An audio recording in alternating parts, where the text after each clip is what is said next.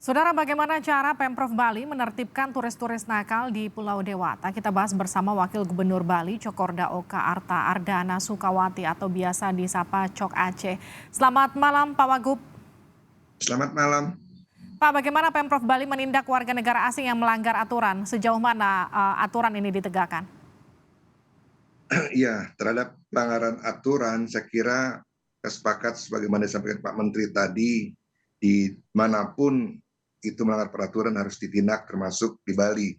Tentu yang kita akan perhatikan adalah tingkat pelanggarannya, yang kemudian yang juga kita perlu lihat adalah skop pelanggarannya, dia masuk ranahnya kemana, apakah tentang perizinan, tentu ini yang dikaitannya dengan imigrasi. Kalau kaitannya dengan masalah berlalu lintas, tentu ini kaitannya dengan polisi atau Polda ataupun Polres dalam hal ini. Inilah kita akan lakukan, kita akan tertibkan yang betul. Kita sekarang tidak lagi memberikan toleransi, kita akan tidak tegas bagi pelanggar-pelanggar, khususnya warga negara asing yang berapa hari terakhir ini, berapa bulan terakhir ini sangat meresahkan sekali di Bali.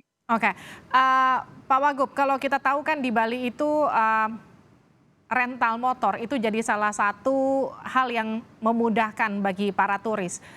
Juga ini kemudian jadi tumpuan mereka para pelaku UKM begitu di sana.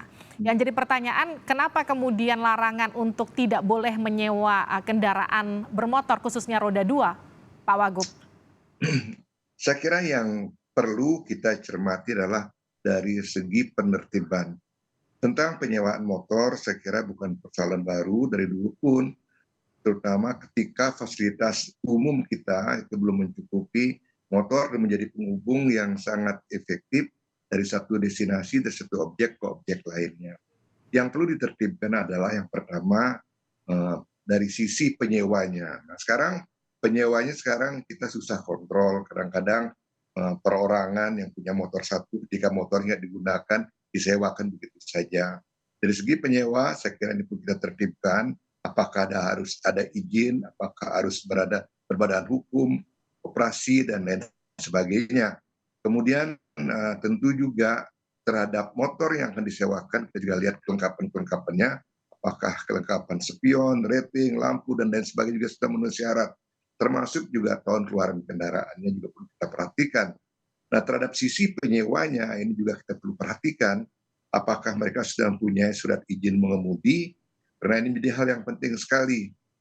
Kalau menyewa di tempat sembarangan, seringkali tidak pernah ditanyakan SIM atau surat izin mengemudi ini, sehingga mereka leluasa dan menjadi persoalan-persoalan ketika mereka ditangkap oleh aparat keamanan, oleh polisi, menjadi hal yang baru lagi berkembang akhirnya seperti itu. Oke. Yang kedua, tentu juga kultur mereka ini juga perlu kita perhatikan. Mereka kan berkendaraannya beberapa negara di jalur kanan.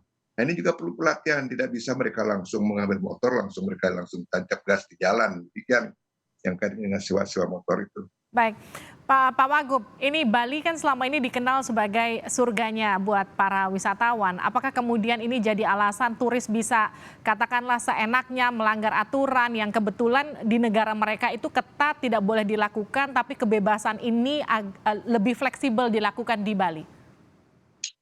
Ya, tekanan yang luar biasa di negaranya, disiplin yang sangat luar biasa. Tentu ketika mereka datang ke Bali, euforia yang berlebihan, dan mereka akhirnya melakukan perjalanan dengan motor, khususnya sebebas-bebasnya mereka tanpa helm, kadang-kadang pakaiannya pun tidak senonoh, kadang-kadang juga naik motornya bertiga dan lain sebagainya. Itu bentuk euforianya dia.